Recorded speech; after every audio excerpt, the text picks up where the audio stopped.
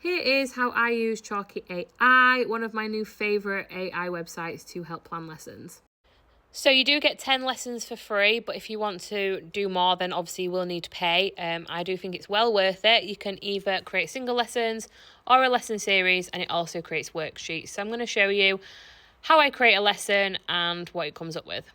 So it always starts with picking the topic. So I just obviously write in what we're going to be doing. So here's an example of an art lesson that I planned where we're looking at the colour wheel, pitch year 6, how many slides about that I want, language. You can obviously choose curriculum, but I don't feel like I need to do this, so I go next.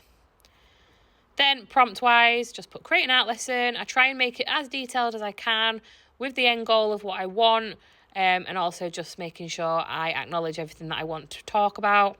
These are then some of the things you can add in, so key vocabulary, and it comes up with it. There is also the option to add in a YouTube video if you are subscribed. That's really useful. Continue, and then you can pick your background. I'll usually like the mint, I quite like that one, but I quite like the pop as well if I'm doing art. Click generate lesson, and it performs the magic. So here is the lesson planned, key vocabulary, adds in some nice images for you, lots of questioning. Gives some discussion points and some practical activities.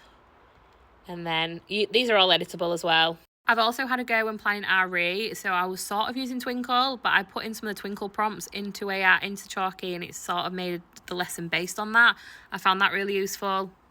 And then obviously you can add activities and worksheets as well. So with the adding activities, I found this great for planning things like RSHA with like the open-ended things. I like the vocab matching, true or false, they're really useful as well. Or you can do something really creative, which is great if you use floor books like we do. And then there's the option to add a worksheet as well. Again, different types of questions.